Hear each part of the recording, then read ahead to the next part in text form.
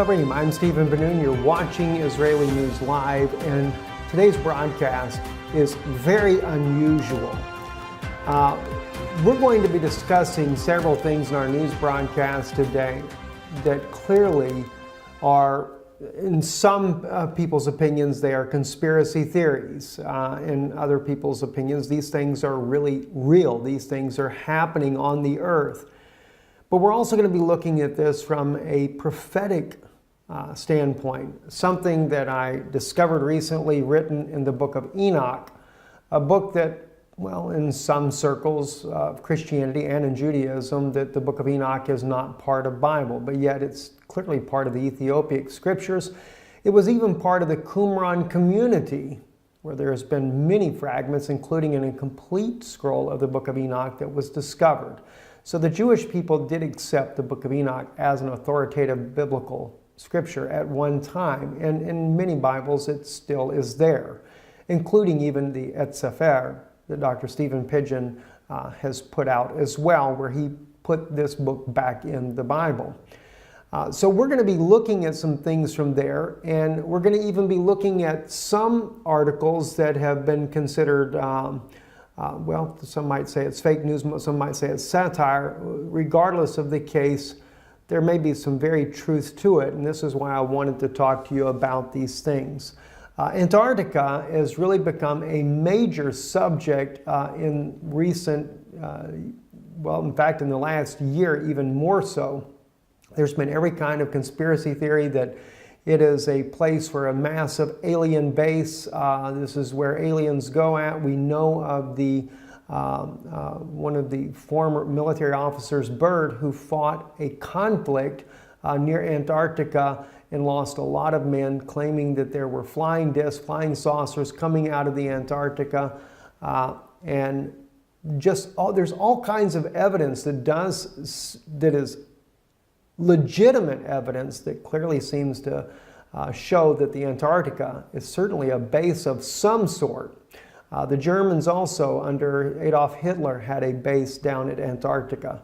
There's all kinds of things that are going on in this region of the world, and this year, or actually last year, when the election, John Kerry himself disappeared down to the Antarctica during the very day of election.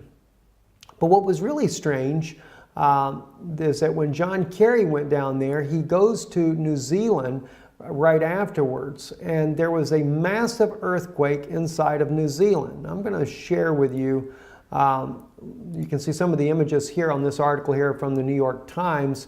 They'll show you some of the images of the earthquake itself. 7.8 magnitude earthquake. The earthquake was very, very shallow, and in one article that we saw that would probably be considered satire, that they have written and stated that the reason why the earthquake happened was because John Kerry did a last-ditch effort and went down to Antarctica to try to meet with the, well, as they put it there, he was meeting with the Guardians. And the Guardians had rejected his plea to put Hillary Clinton in the White House. Instead, Donald Trump would become the next president of the United States. Now, I realize it sounds so far-fetched, sounds so crazy, in fact, to even think of that. And then, of course, they said that the earthquake at New Zealand, where he went immediately after the Antarctica visit, was a warning to him not to come back again. Well, that's what they also said in the article. Those of you that remember, here is a picture here of the Patriarch Kirill. Patriarch Kirill is also the head of the Eastern Orthodox Church, who went also to Antarctica on a very unexpected trip after he met with Pope Francis in Cuba. And Pope Francis gave him a secret document. Never was revealed exactly what was in the document, but it was the first time the two leaders of the both Eastern and Western Orthodox churches had met together to try to mend their relationship.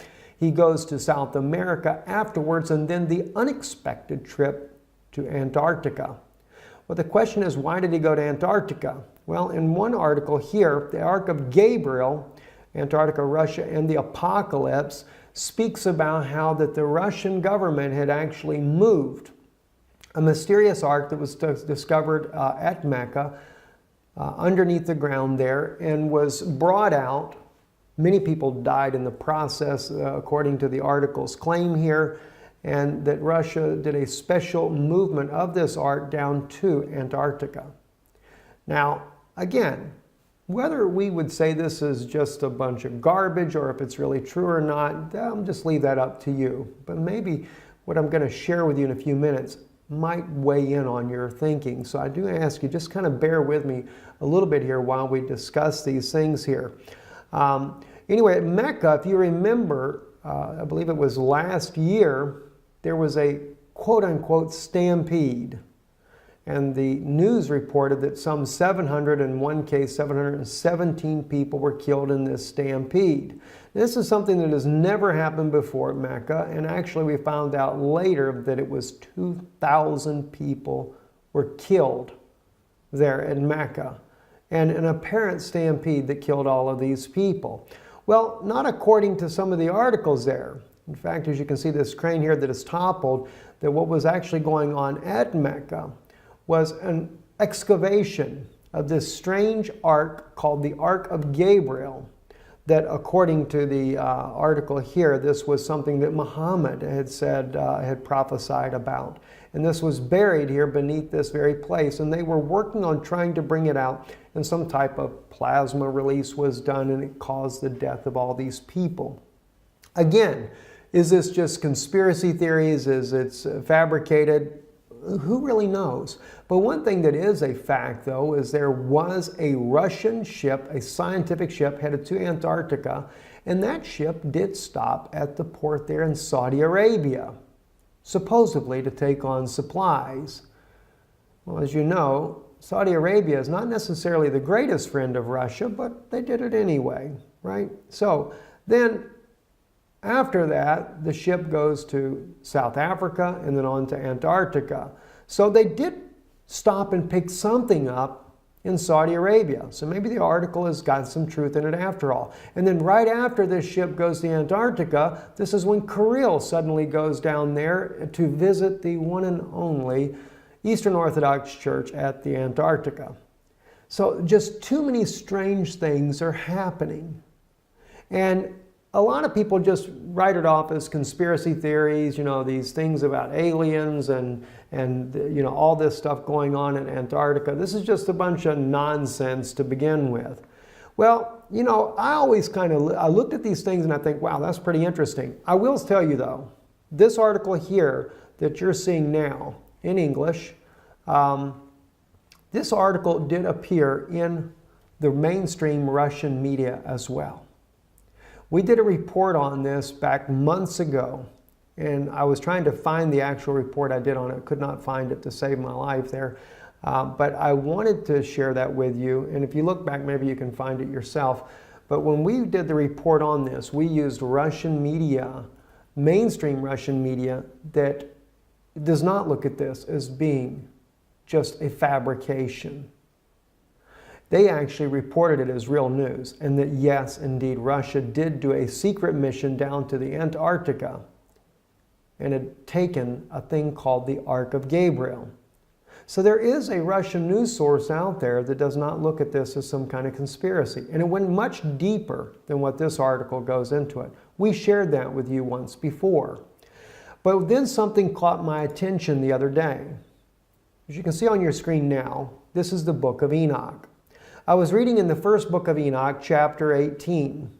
And this is where the angel Uriel is taking Enoch and showing him some very interesting things. And I'm going to share with you some of the words that I read here in Enoch, and then you'll see why it became very interesting to me. If we go down to, say, verse 4 and begin there, it says, "And I saw the winds which turned the sky and caused the disk of the sun and all the stars to set. And I saw the winds on the earth which support the clouds. And I saw the path of the angels. I saw at the end of the earth the firmament of heaven above. And I went towards the south." Okay, so he goes to the end of the earth. And he speaks about going towards the south. "And it was burning day and night, where there were 7 mountains of precious stones, and 3 towards the east and 3 towards the south." Now, I begin to think about this. He's talking about 7 mountains, but 3 go to the east and 3 go to the south. And he's talking about going towards the south. And I'm thinking to myself, okay, and he's talking about it being that it burns day and night. It was burning day and night. In other words, the sun is not setting. And I'm thinking to myself, well, the South Pole, that describes the South Pole like no other place on Earth. The sun just doesn't really ever set. It's always daylight. And so it really caught my attention. But then he mentioned about the 7 mountains. And of course he talks about the stones, etc. But then he says east and 3 go to the south. Well, that really got my attention. So I thought to myself, okay, is there a place down at the Antarctica that would kind of match this type of description? Well, oddly enough, there is. It's Mount Vincent. Now, you have to keep in mind what you're looking at here on your screen. You have Mount Vincent right here. It is called the Seven Summit. There are 3 going south. Now, you would say these are 3 to the west. It's actually described as southeast and southwest. But keeping in mind, when Enoch went here, the earth had not been tilted off its axis. So therefore, north and south, east and west was a bit different, right? And if you take and tilt the earth back the way it would have been, this will go just like that. And then you would have the 3 peaks, as it speaks about here, and we have the summit here, 3 peaks here. Those would go down to the south, just as he describes, and these here, the 3, would go to the east, just as he describes there. The 7 mountains, the 7 summits, and 3 to the east and 3 to the south. That really began to make sense. But the words here in Enoch get a little bit more strange though. And as I read on, it says, and those towards the east were of colored of stone and was of pearl, and one of a healing stone, and those towards the south of a red stone. And the middle one reached to heaven like the throne of the Lord, and stibium, and the top of the throne was a sapphire. And I saw a burning fire, and what was in all the mountains. Now, keeping in mind, the middle one was the tall one. And of course, at Mount Vincent, that's exactly the way it is. Mount Vincent is the tallest mountain. Now, I can't say that this is conclusively correct. I'm putting this here before you as a conjecture, something for you to think about, just something that I find very fascinating in line with all these anomalies that are happening at Antarctica, all the weird things that are going on. John Kerry, I mean, gosh, he did more than 1 visit down to the Antarctica here. Why? What's going on? Now, when I first looked at this, I'm thinking Planet X. They're going down there because they can see Planet X coming. All right? And maybe that has something to do with it as well. But what about some other things? I'm going to share with you some very serious things also that are going on down there that have been claimed by former military officers. Okay, so just hold on for a second here. It says, and I saw a place there beyond the great earth. There the waters gathered together, and I saw a deep chasm of the earth with pillars of heavenly fire, and saw among them fiery pillars of heaven, which were falling as regards both height and depth. They were immeasurable. And beyond this chasm, I saw a place, and it had neither the sky above it, nor the foundation of earth below it, and there was no water on it, and no birds, but it was a desert place. Now, I'm sure now when you read this part here, well, that throws that out. Must have been out in Saudi Arabia somewhere. Maybe not. Maybe not, guys. Let's take a look at something else here that's very, very interesting. All right, let's go actually to the 7summits.com website. And this is about Antarctica, and it's about Mount Vincent, and it talks about it being the tallest mountain, etc.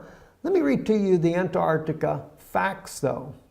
Besides the mountain summit, if you go down here to say about right up under the blue right here on your screen, the snowfall in Antarctica is so minimal that the continent has been called the world's coldest desert. The interior receives less than 3 centimeters, in other words, less than 1 inch of precipitation a year, making it the driest continent on Earth. The Antarctic dry valleys in Victoria Land are among the driest places on Earth. Some scientists believe that no rain has fallen there for 2 million years. Astronauts have visited the dry valleys because of their similarity to lunar landscapes. Isn't that interesting? They call it the coldest desert on Earth. Well, maybe Enoch has got something when he said it was a desert. All right? As he called it, there was no water on it and no birds, but it was a desert place. Well, there are no birds. There are no penguins when you get that deep into Antarctica. There's just no life at all.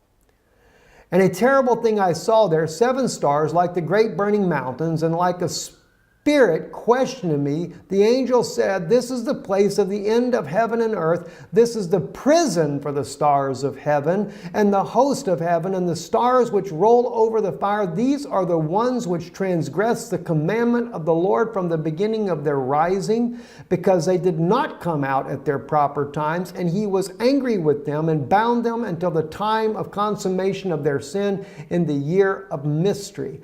And I, Uriel, we go into chapter 19 here, real quick here, just the first verse, said to me, "The spirits of the angels who were promiscuous with women will stand here, and they, assuming many forms, made men unclean, and will lead men astray so that they sacrifice to demons as gods." Now, if you notice, that is a continuation. They're not dead. They're still there. And they do what? They will lead men astray so that they sacrifice to demons as gods. Wasn't that interesting? CERN not long ago, where they sacrificed a young woman. Oh, they claimed it wasn't real, but found out later, according to Russian media, it was real. Russian media even was able to determine which woman it was that had been kidnapped.